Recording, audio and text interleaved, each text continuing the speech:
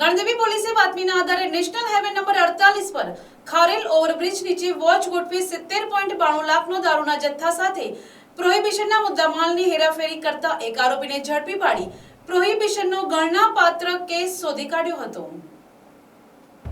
Gandevi police સ્ટેશનના PSI એને પટેલ તથા સર્વેલન્સ સ્ટાફના પોલીસ માણસો ગણદેવી પોલીસ સ્ટેશન વિસ્તારમાં પ્રોહિબિશનના ગુના અંગે પેટ્રોલિંગમાં હતા। તે દરમિયાન તેઓને ખાનગી રાહે સંયુક્ત રીતે બાતમી હકીકત મળેલ કે એક ઓપન બોડીવાળી ઉપરથી કપડાના કાપડથી દોરા વડે બાંધેલ ટાટા કંપનીની truck register number MP 09HG 7141 માં ઇંગ્લિશ દારૂ ભરેલ છે અને તે વલસાડ તરફથી આવે છે અને ગણદેવી એક્સપ્રેસ હાઈવેથી સુરત તરફ જનાર છે તેવી બાતમી હકીકત મળતા જે બાતમી હકીકતને આધારે પોલીસ તથા પંચો સાથે મોજે ખારેલ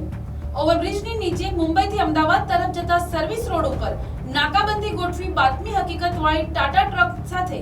એક આરોપીને ભારતીય બનાવટની ઇંગ્લિશ દારૂની બાટલીઓ મળી કુલ નંગ 47280 જેની કિંમત 70,92,000 ના દારૂનો જથ્થો